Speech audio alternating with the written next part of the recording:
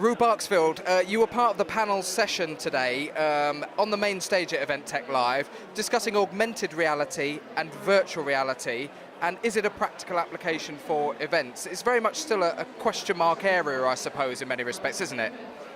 Yeah, absolutely. I mean, augmented reality, virtual reality, no matter what you do, it's all about whether or not it's right for the brief that you've got from your client, what you're trying to achieve, who you're trying to talk to, essentially the message that you're trying to communicate. If that doesn't fit with augmented or VR, don't use it.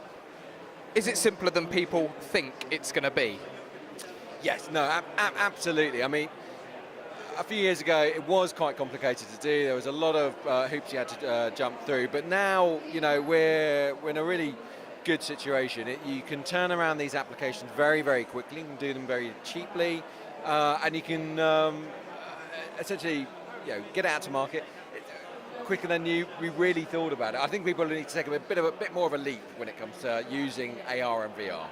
When we look at the actual hardware that can be deployed to deliver these types of services, is there a problem still that a lot of people straight away get the picture in their head of the man wearing the helmet that we saw in the late 80s and early 90s, and they think that's what virtual reality is? In reality, what sort of hardware do we encounter on a day-to-day basis that allows us to deploy AR and VR? Well, I mean, you touched on a very good point there, which is that in order to do VR, you have to be immersed in the world, in which case you have to put some sort of headset on.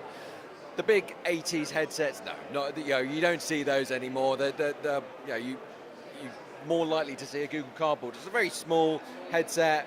Use a device in your pocket, any smartphone, slide it in, and you can have a virtual reality experience. With AR, it's virtually any screen or device can be used as an AR environment. And there's a lot of confusion over those two words in the first place, but they are very, very similar, which is why I guess the confusion comes from. Some great questions fired at the panel today during the session using the Glisser feed.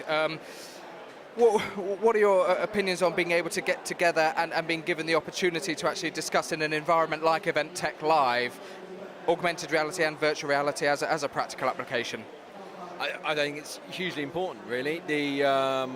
Because there are so many questions over event tech in general, we really do need an environment like this where we can actually talk about it and have real use cases thrown at us, and so we can rebut and say, look, this is a really good example to use AR or VR in, or use a different type of technology. But it's been a great opportunity to talk to some of the people who are a bit more sceptical. Absolutely, and already positive feedback coming in for the session, and I've no doubt that through the mediums that the event have got running, there will be more feedback on this session. For the time being, Rue Barksfield, thanks for joining us. Thank you very much. Cheers.